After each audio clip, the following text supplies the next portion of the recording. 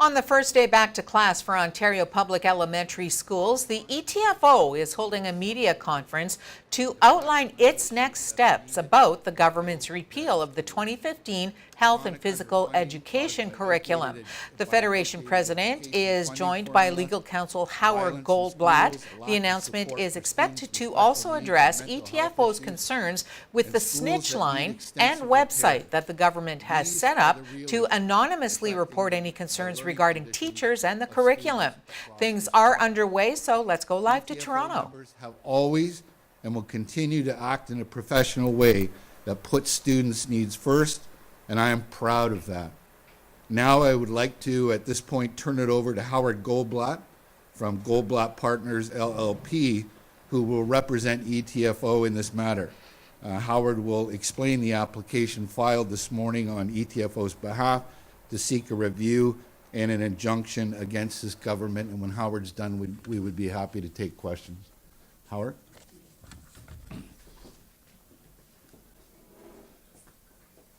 So, thank you, Sam, and thank you, everyone, for attending this morning. I'm going to try and synthesize what it is that has been filed by ETFO today and what actually ETFO filed on Friday. So our challenge today, and you'll be provided copies with it or access to it, outlines the factual background of this application and the legal basis for the challenge, which in our view clearly establishes significant violations of charter rights and professional and ethical standards of teachers. We're developing and completing a record which will be filed in the court and will include evidence from teachers and experts on curriculum development and the development and implementation of the curriculum which has now been reverted to or revoked by this government.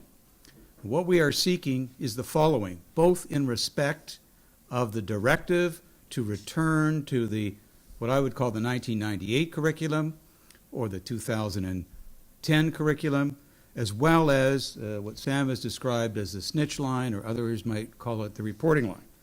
We're trying to quash the directives issued by the minister in both respects. We are seeking an order declaring a requirement to return to the old curriculum as being contrary to the Canadian Charter of Rights and Freedoms, and in particular sections 2B, which protects freedom of expression, section 7, which protects personal security, and the equality rights under section 15. And we're also seeking an order declaring that the return to the old curriculum violates the principles of natural justice and procedural fairness. Just to follow up on what Sam has said, on Friday, ETFO formally intervened in the human rights case that has been brought by a number of parents and students who claim their human rights have been violated by the introduction or the reversion to the old curriculum. And more specifically, ETFO provided a declaration which is evidence in support of the request by these applicants to seek an expedited hearing and a stay of their proceedings.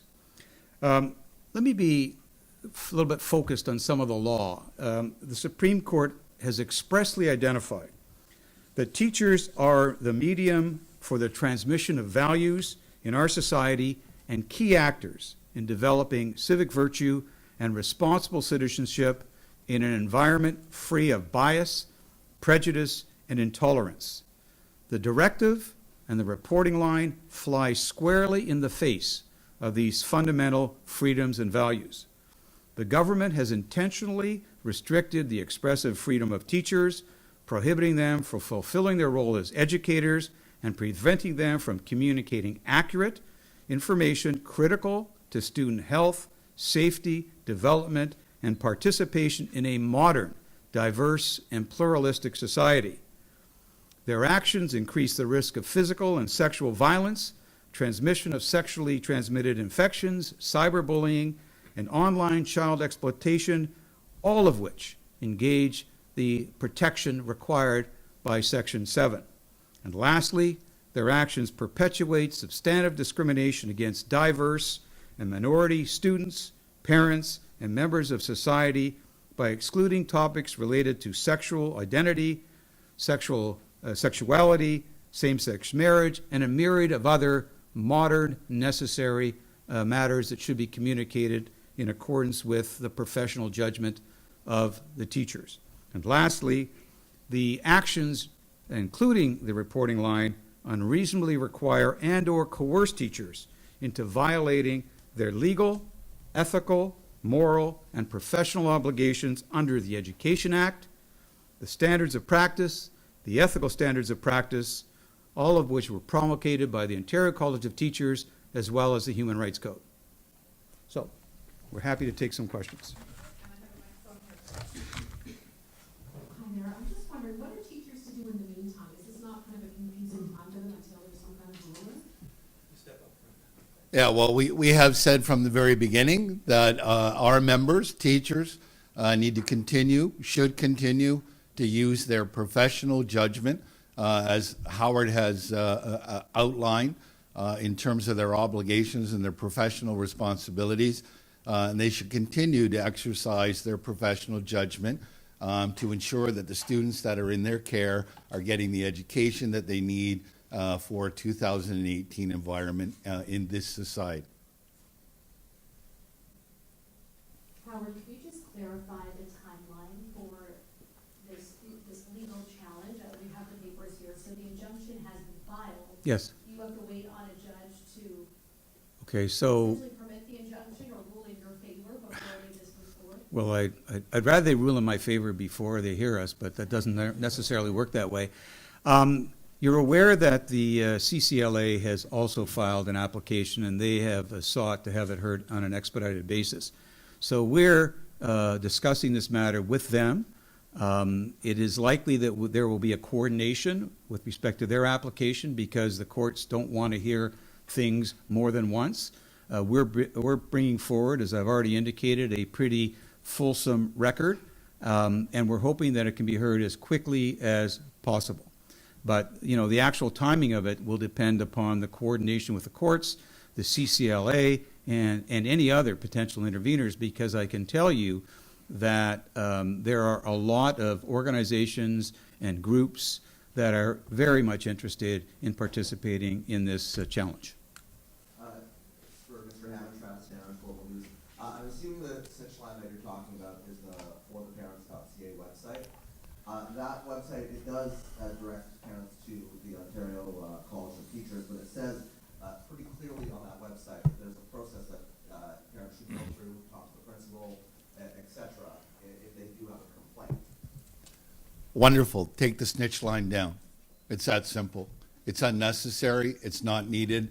As I alluded to and Howard has spoken to, there are a number of different avenues from the school level right up through to the college that are in place now, and we don't need an additional snitch line. And let me be clear, that snitch line is not just for parents. Anyone can go on there from anywhere and report on a teacher if they wanted to. Isn't it though just a portal to give parents and others information that's also out there and easily, readily available? All of the access to the College of Teachers, to school administrators, to school boards is already currently there, and it is easily accessible by any parent in any part of the province. There is absolutely no need for a snitch line that, in my opinion and ETFO's opinion, attacks the professional integrity, professional judgment of our members. So can I just add this point, if I may? To the extent that you're right, and there already is a series of ways in which parents and other individuals can report this to the college, then Sam's quite correct. Take it down. But as we say in our material, the purpose and intent of this is actually to, not for the people who might want to make a report, but to act as an intimidating and coercive factor in respect of the teachers, to create a chilling atmosphere with respect to the teachers and interfere with their expressive rights. And so that's really what it's all about. There's a way in which parents can complain, and it's always been there. It's very clear in the College of Teachers legislation. But to the extent that it's now very public, it is intended to have an impact. One follow-up, if I could. You believe that you can prove that intent? Because the government has said that that's not their intention. They just want to give parents Well, from a legal perspective, yes, it's not, it's the purpose and effect. And the effect of it is manifest. It's clear, no doubt about that.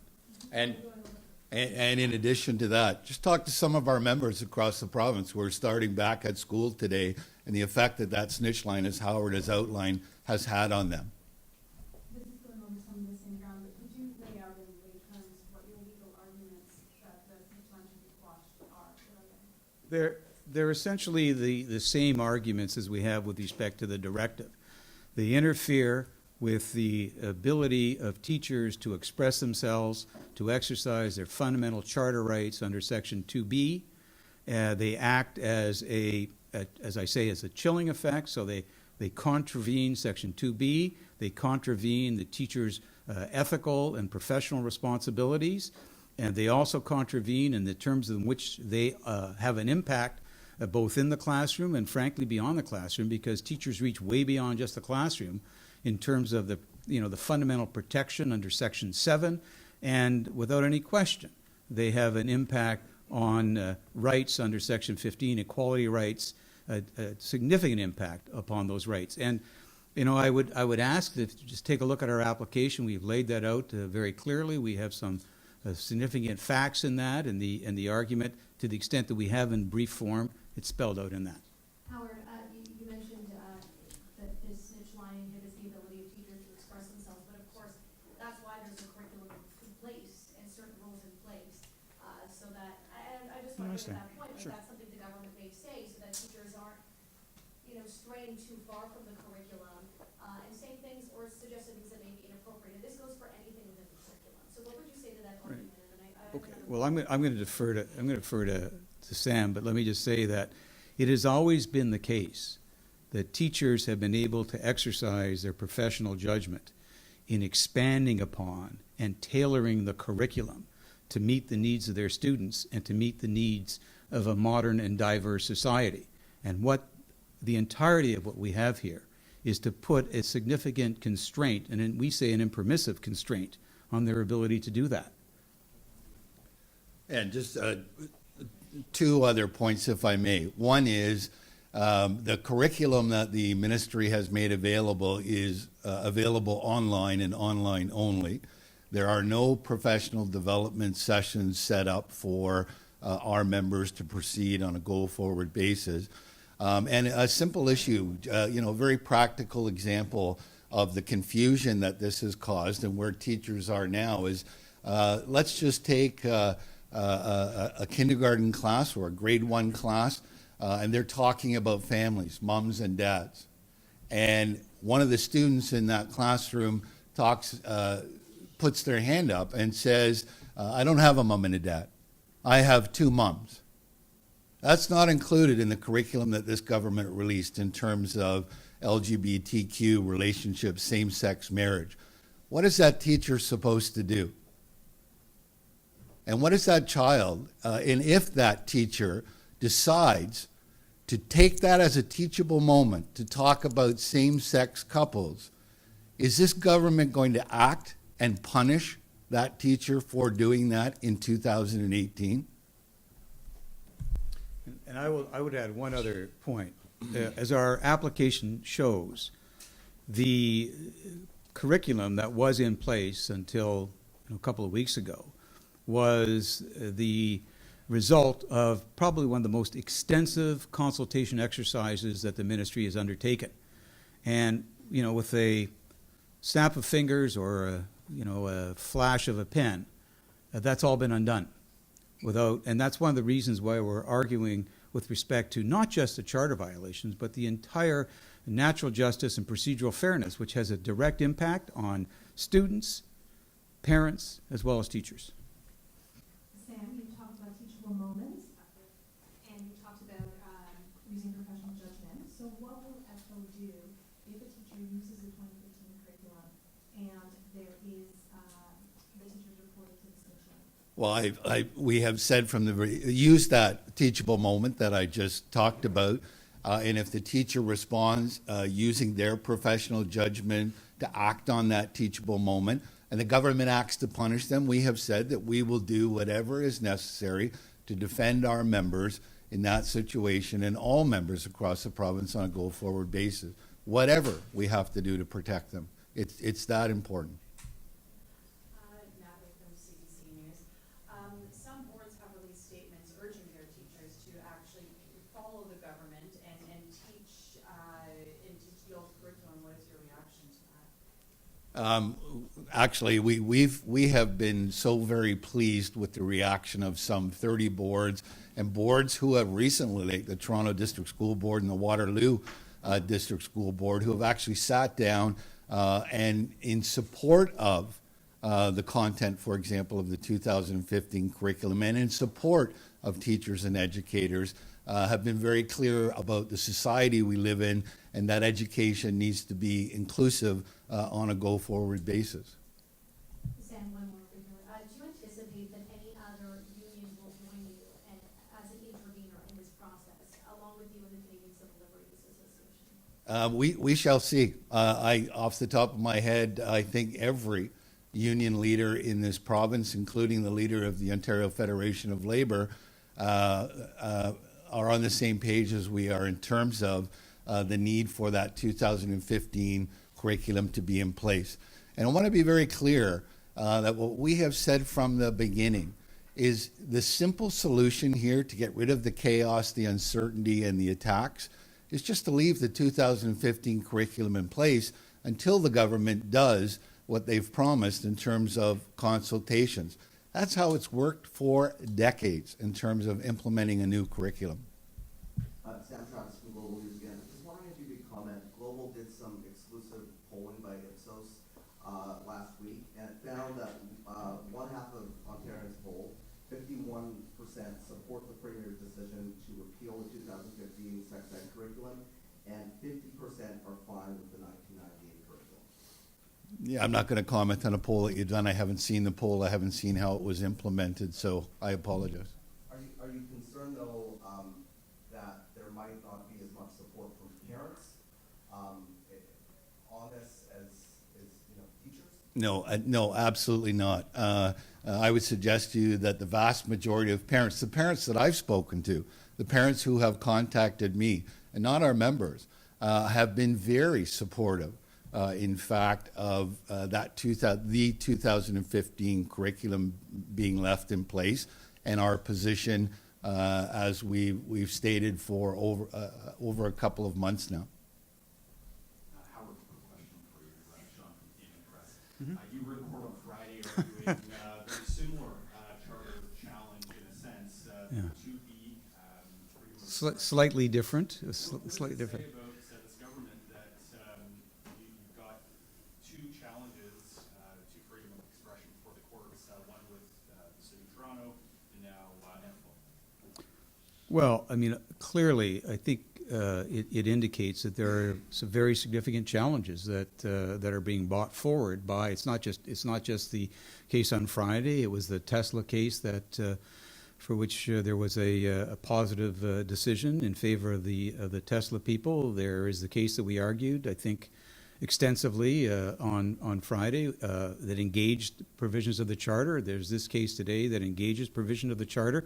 I think what it simply says is that this government has to be respectful and mindful of fundamental rights and freedoms. And in the same way as this union was the leader in attacking Bill 115, which imposed collective agreements on teachers under the prior government successfully, this union will continue to assert that at the end of the day, fundamental rights and freedoms must be given primacy, and that the Charter is the supreme law of the land. So if we believe, and we believe in very strongly, that the government has violated those fundamental rights, this union will be there arguing that point. I'm assuming that the government knows about this legal action. What is their reaction? Have they said anything to you? Has there been any response? No reaction thus far.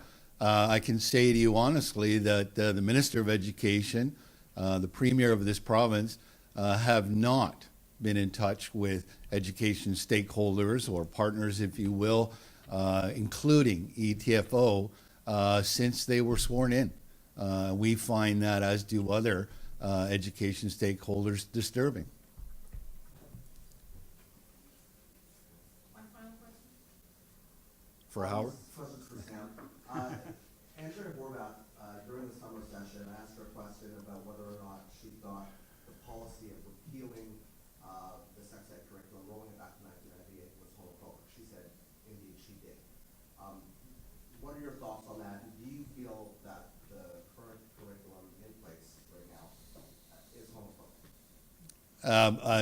I think the approach that's been taken by this government for me and as far as ETFO is concerned is yes, it seems homophobic in a way. Yes, it's trying to eliminate key aspects of the society that we live in, gender identities, transgender individuals, same-sex marriage.